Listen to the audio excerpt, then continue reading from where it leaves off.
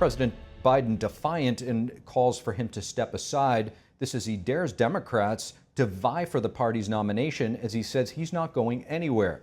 President Biden also set to host foreign leaders at the high-stakes NATO Summit right here in Washington. NTD's White House correspondent Iris Tao has more. And President Biden making clear he's not going anywhere. That's as he issues this challenge to Democrats who don't think he should run. If any of these guys don't think I should run against me, go ahead, announce for president. Challenge me at the convention. I am not going anywhere. In a Monday interview with MSNBC, the president says he believes the average Americans still have his back and that he's getting out there more to talk to them. That's why I've been out. I've been testing myself. Been testing everywhere I go. Okay. Going out and making the case. Great job on Howard. Biden, who spent Sunday campaigning with supporters in Pennsylvania, sent a letter to Democratic lawmakers on Monday calling on them to move forward as a unified party, adding that voters decide the nominee, quote, not the press, not the pundits, not the big donors, not any selected group of individuals.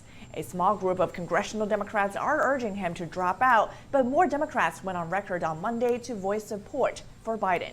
What we need to be focused on is organizing and rallying around our president. And this week is critical for the president. He will have 3 days of meetings, speeches, and dinners with NATO leaders in D.C., and all eyes will be on his solo press conference slated for this Thursday. Reporting by Iris Tao, NTD News. And while the president was campaigning in Pennsylvania, Councilwoman Janet Diaz of the Lancaster City Council had a chance to speak with the president over the weekend. She joins us now about why she wants the president to stay in the race. Janet Diaz, thank you so much for joining. Thank you.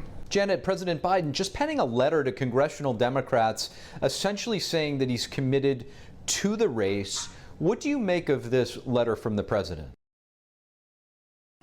I find that I would say that taking a different course could be detrimental to our campaign, the Democratic Party. I saw him yesterday. I feel that he's very adamant and he's excited to continue his race, and I will continue supporting him. Obviously, you're pledging your support for the president. Do you, to stay in the race, do you have a message to some of the congressional Democratic folks out there who are putting pressure on him to step aside? That would be very disconcerting in regards to ramping up, and I would say an uproar, because if we bring somebody else in, it's just going to divide already what we've done, the infrastructure on his campaign, working with the Latino. I'm also the chair of the Pennsylvania Democratic Latino Caucus, and I'm just cheering on getting the Latinos to come out and vote. And to bring somebody else at this time, I think it's just going to cause more confusion. And I just feel that after, speaking with him yesterday, that he's fine. Obviously, everyone gets tired, and, there are days you have you up and down. My father is the same age. My father continues working even mechanically with cars. So, I think that we should be proud that he's continuing the race and supporting him. So you had a chance to speak to the president yesterday. What was that like? What was his spirits like? How did he seem to you? And what did he say? Well, I first introduced myself, obviously, and I spoke to him in Spanish, and I said, "Hola, ¿cómo estás?" So he basically mentioned that he supported a Latino candidate in Texas, and that he was very proud to support him, and that he won his election. And he made me feel good, being someone that has been in the senatorial race, and he supported he don't remember that he supported and endorsed me for a Senate race, but I obviously understand that he's willing to continue working with the Latino community, and I'm just excited to continue supporting him as a delegate. And it's important for us to stick together and not divide more than what we're already divided because of the Ukraine war and Israel war. I think we need to focus on America and uniting. just like he mentioned that, we need to be united. We need to, we must, help each other and come to the middle ground to make America more sustainable and trustworthy of our government, because that's what's going on right now. People just don't trust government officials. They don't trust candidates. And I just felt very comfortable speaking with him, and that he was very sincere and it was coming from the heart. Now, since the debate, we're obviously hearing a lot about President Biden's age as a weakness for him. Alternatively, what do you think are some of his strengths? I feel that his policies are his strengths. And when I think of all the infrastructure investments, I feel that, we're moving forward and fixing our bridges, our roads. The one thing that I really feel is really, I would say, a good investment for childcare.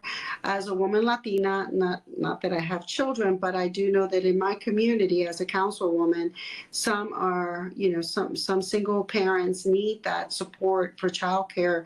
And he's worked on bringing that funding to help mothers and, parents to have to work 2 or 3 jobs. And that childcare investment that he's making, it makes a big difference.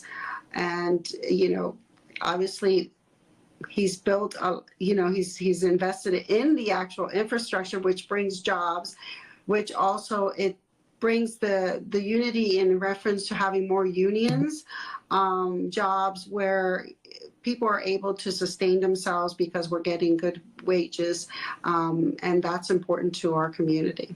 Janet Diaz, really appreciate you joining. Thank you. Thank you so much for your time. And Republicans are making clear their policy approach on an important election issue. A federal abortion ban is reportedly now off the table. This softening the GOP's position compared to 2016, which of course was pre-overturning of Roe versus Wade. And the Republican National Committee reportedly approving the draft platform this afternoon by a vote of 84-18. This is according to an anonymous source, which NTD has not yet been able to independently verify. The change in abortion policy follows the Supreme Court's ruling that did overturn Roe versus Wade and leaves abortion laws up to the states rather than that of the federal government. The revised RNC platform states that the party will, quote, oppose late-term abortion while supporting mothers and policies that advance prenatal care, access to birth control, and in vitro fertilization treatments. And leaders of NATO, the world's largest military alliance, will meet in Washington, D.C. tomorrow for its annual summit. Member states will celebrate the alliance's 75th anniversary and also discuss how to strengthen defense, support Ukraine, and counter the Chinese Communist regime. NTD's Jack Bradley gives us a preview from the State Department. Leaders of the North Atlantic Treaty Organization, or NATO, are meeting in Washington, D.C. on Tuesday for a 3-day summit.